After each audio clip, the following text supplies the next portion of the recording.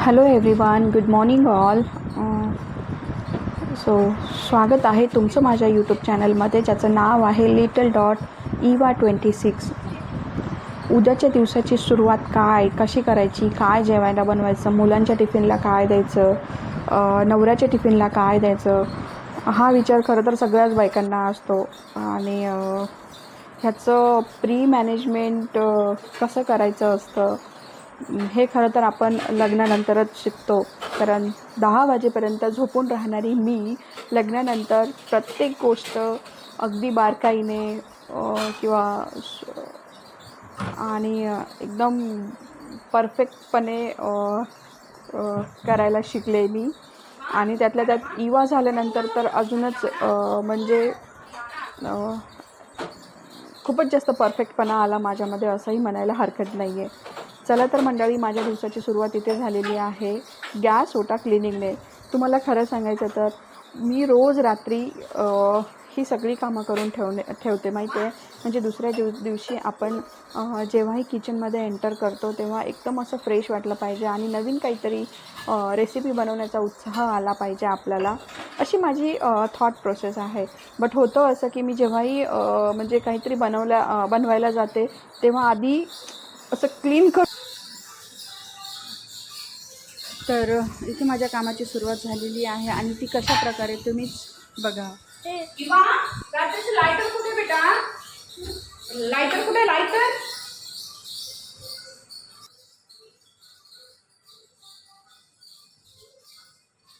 कुठे बेटा, लायटर कुठे ठेवलं.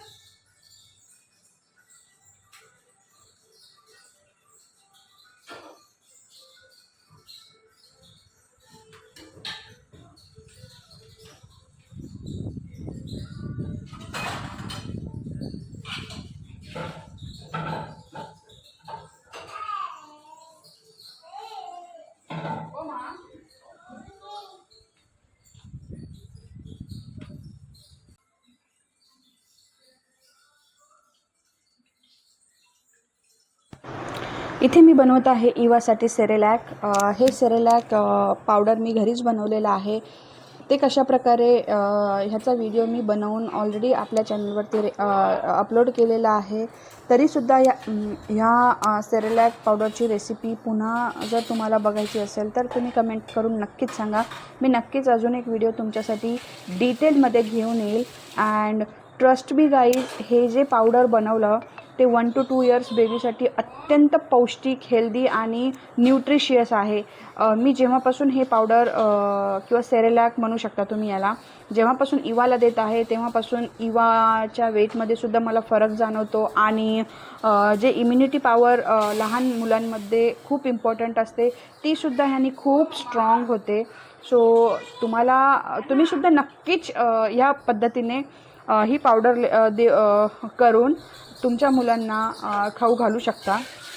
अगदी 6 महिन्याच्या बाळापासून ते 2 वर्षाच्या मुलापर्यंत तुम्ही नक्कीच ही पावडर देऊ शकता. कारण हे जे सेरेलॅक मी बनवलेलं आहे ते सगळ्या प्रकारच्या सीड्स, त्यानंतर ड्रायफ्रूट्स, मखाना, त्यानंतर थोडेसे पोहे, रवा ह्याला छान प्रकारे रोस्ट करून त्यामध्ये थोडासा ओवा आणि जिरे घालून मी बनवलेला आहे.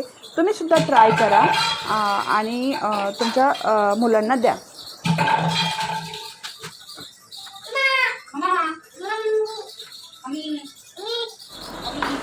ओके, इवा जेव्हा जागी असते आणि मला घरातली कामे करायची असतात तेव्हा मी तिला हा शो लावून देते, ज्याचं नाव आहे तारक मेहता का उल्टा चष्मा.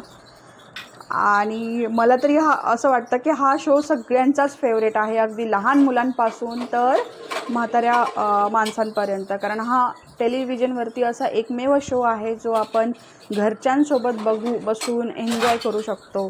आणि माझ्याही घरी किंवा मलाही जेव्हा ऑफिसमधून थोडासा ब्रेक हवा असतो किंवा रिलॅक्स व्हायचं असतं तर मी हा शोज चहा पिताना म्हणा, कॉफी पिताना म्हणा किंवा जेवताना म्हणजे नक्कीच बघते. दो आय मीन लाईक हैदराबाद तरीही मला हा शो माझा खूप खूप खूप जास्त फेवरेट आहे. आणि मलाही असं वाटतं की तुमचाही हा शो नक्कीच फेवरेट असेल.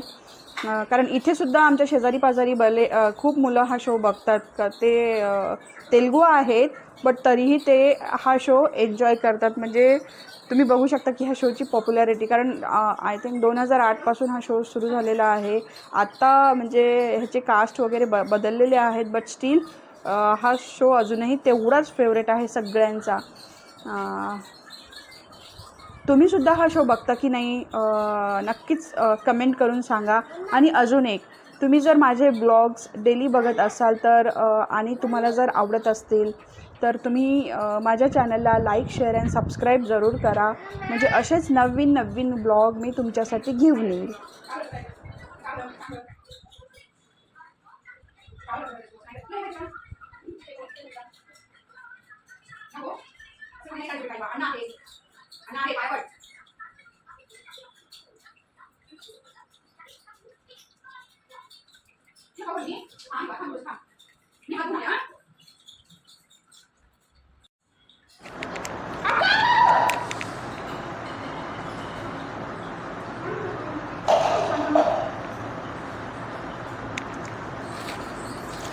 इवाला छान प्रकारे खाऊ पिऊ घातल्यानंतर मला बनवायचे होते मेथीचे पराठे, जे सकाळच्या जेवणासाठी आम्ही खाणार होतो. सो त्यासाठी मी घेतलेलं आहे थोडंसं गव्हाचं पीठ. त्यानंतर मी ह्यामध्ये बेसन पीठसुद्धा ॲड करणार आहे. त्यानंतर ओवा, थोडंसं मेथीसुद्धा स्वच्छपणे धुवून कापून, कोणी मिक्सरमधून ग्राइंड करतं, मीही करते नेहमीच, बट यावेळेस म्हटलं की मिक्सरमध्ये ग्राइंड न करता आपण तशीच अशी छोटे छोटे काप वगैरे करून त्यामध्ये मिक्स करूया. त्यानंतर मी यामध्ये थोडंसं गरम तेलाचं मोहनसुद्धा टाकणार आहे, ज्यामुळे मेथीचे हे जे पराठे खायला एकदम छान आणि रुचकर लागतील. थोडेसे तीळसुद्धा ॲड करते, लसण, कोणी तुम्ही ह्यामध्ये जेवढ्या पण व्हेजेस वगैरे टाकू शकता ना, तेवढी याची चव एकदम छान लागते. सो असं काही अशी स्पेशल रेसिपी वगैरे किंवा असा वेगळेपणा वगैरे नाही आहे. तुमच्याकडे ज्याही व्हेजीज आहेत, तुमच्याकडे ज्याही गोष्टी अवेलेबल आहेत तुमच्या किचनमध्ये, त्या तुम्ही टाकून हे मेथीचे पराठे बनवू शकता. आणि ट्रस्ट मी, हे खायलासुद्धा तेवढेच असे छान लागतात. काहीतरी वेगळं, नेहमी मेथीची भाजी खाऊन कंटाळा आल्यानंतर कधी मेथीच्या पुऱ्यासुद्धा मी बनवते, तर कधी हे पराठेसुद्धा बनवते. आत्ता माझं वेट खूप वाढलेलं आहे, सो तेलकट खाणं, ऑइली खाणं मी बंदच केलेलं आहे. त्यामुळे जेवढं साधं होईल तेवढंच खाण्याचा प्रयत्न करते. इथे बघू शकता की मी तीळसुद्धा ॲड केले, थोडंसं ओवा आणि बाकीच्या गोष्टी मी ॲड करून छान प्रकारे याचा डो बनवून म्हणजे 10 मिनटासाठी रेस्ट होऊ देणार आहे. आणि त्यानंतर मी असे पराठे बनवणार आहे. आणि हेच पराठे दह्याचे वॉरंटी कार्ड आहे, तू जे कुकर घेतलंस ना त्याचं वॉरंटी कार्ड आहे, तू सगळं फाडलंस बेटा, तुला डॅडी रागवतात आता. इवा, घरामध्ये जेव्हा मुलांचा आवाज येत नाही ना, तेव्हा समजून जा की त्यांचं काहीतरी सुरूच असतं. आणि इथे सुद्धा तेच सुरू आहे, तुम्ही बघूच शकता. काही प्रॉब्लेम आला तर ते घेणार नाहीत आपल्याकडनं. नाही बघ, बरं झालं हे तरी तू हे नाही केलंस, आहे ना. चलो चल, ठेवते.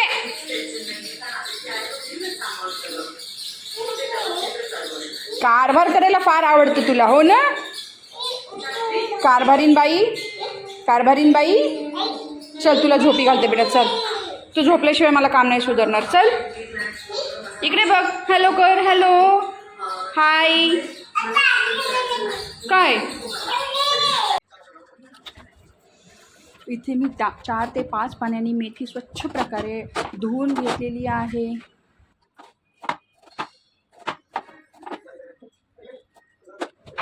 आणि छान असे छोटे छोटे काप करून घ्यायचे या मेथीचे, जेणेकरून आपण पराठ्यामध्ये छान प्रकारे असे मिक्स होतील.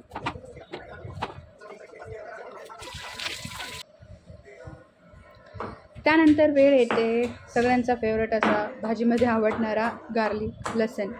सो मिक्सरमधून न काढता मी इथे खलबत्त्यात मस्त दणादणा कुटणार आहे. म्हणजे माझ्या हातची जी चव आहे ती पराठ्यांमध्ये उतरेल.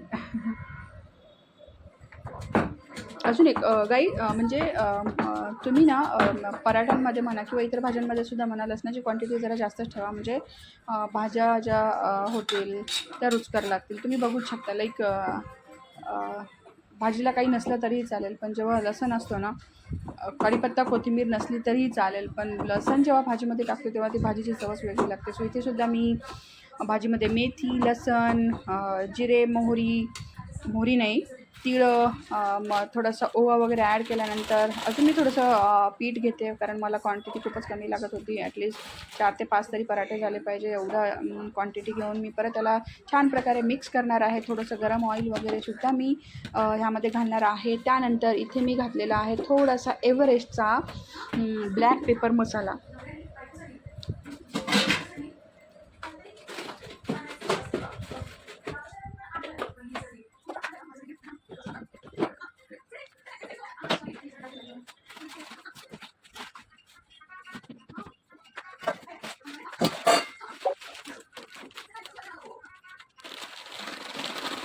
त्यानंतर मी ह्यामध्ये घालणार आहे थोडीशी धने पावडर.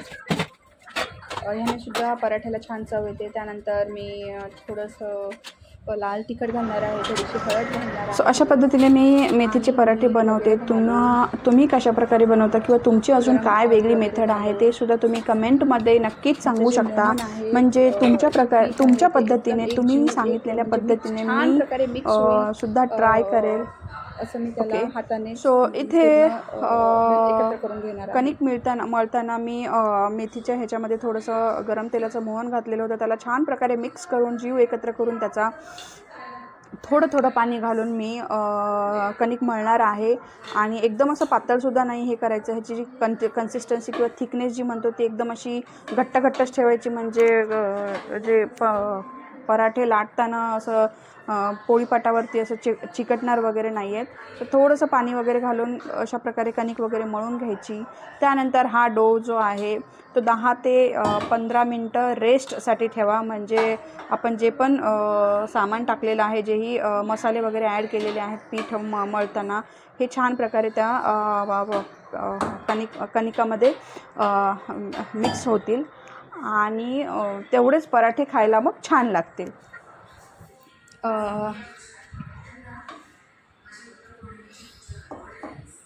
चला तर सगळ्या गोष्टी मिक्स झाल्यानंतर आपण कणिक मळणार आहोत. थोडं पाणी टाकून छान प्रकारे घट्ट असं पीठ आपल्याला मळायचं आहे. जास्त पातळ पण नको, कारण पराठ्या लाटताना ते पोळीपाटावर चिटकायला नकोत, म्हणून थोडं पाणी घालूनच मी इथे हे करणार आहे, त्याला मळणार आहे पीठ.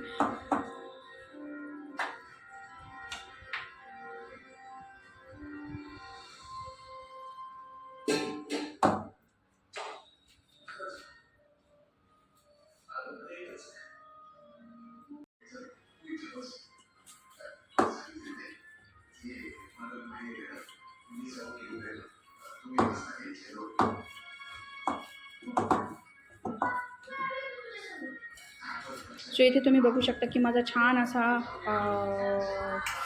डोह तयार झालेला आहे. आता हाच डोह आपण म्हणजे 5 ते 10 मिनटासाठी रेस्ट करायला ठेवून द्या. म्हणजे आपण ज्याही गोष्टी ह्या पिठामध्ये घातलेल्या आहेत पराठे करण्यासाठी, त्या छान प्रकारे मिक्स होतील आणि पराठ्याला एक छान अशी चव येईल.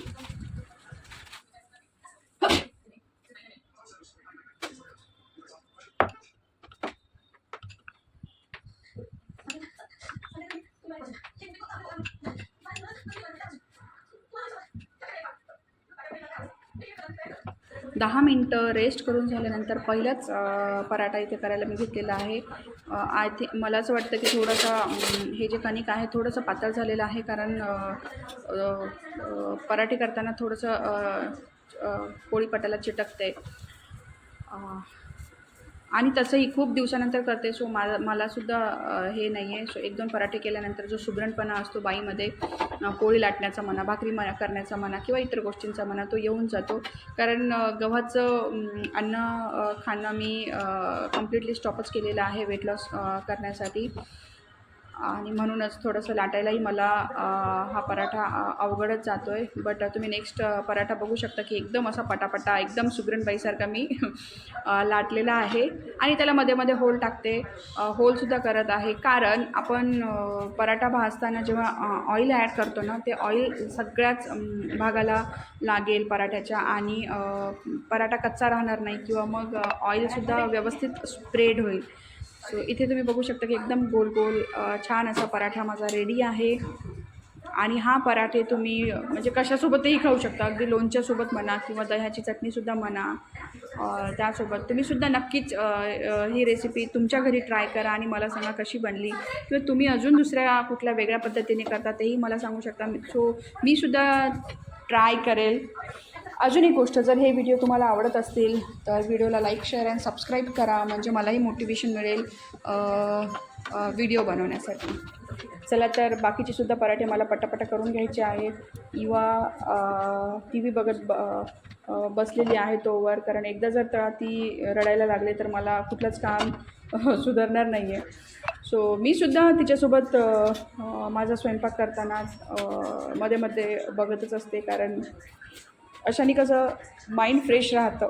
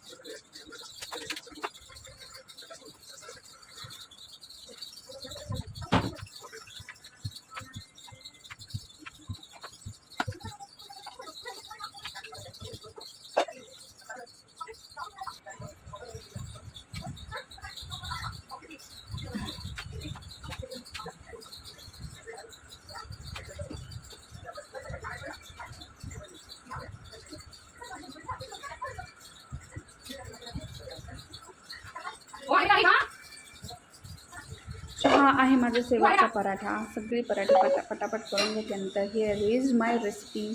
माझे पराठे बघायलासुद्धा एकदम छान दिसत आहेत आणि खायलासुद्धा आय नो की एकदम परफेक्टच बनले असतील. तुम्हीसुद्धा ही रेसिपी नक्की ट्राय करा. रेसिपी आवडल्यास लाईक, शेअर अँड सबस्क्राईब करा. आणि तुम्हाला माझे व्हिडिओ कसे वाटतात हे सुद्धा नक्की कमेंट करून सांगा. चला तर माझा दिवस इथेच संपतो. थोडासा जो टाईम आहे तो इवासोबत मी स्पेंड करणार आहे ऑफिसच्या आधी, कारण नंतर ऑफिस असतं. सो इथे मी इवासोबत गप्पा मारते आहे. तुम्हीच बघा ती कशी मीटिंग्स असते. मीटिंगमध्ये तू मध्ये मध्ये येऊन आई आई करते असं बोलतात का मीटिंगमध्ये? मग मम्मीला हाकलून देतील जॉबवरनं. काय असं बोलणार का तू? नाही म्हण सॉरी मम्मा म्हण.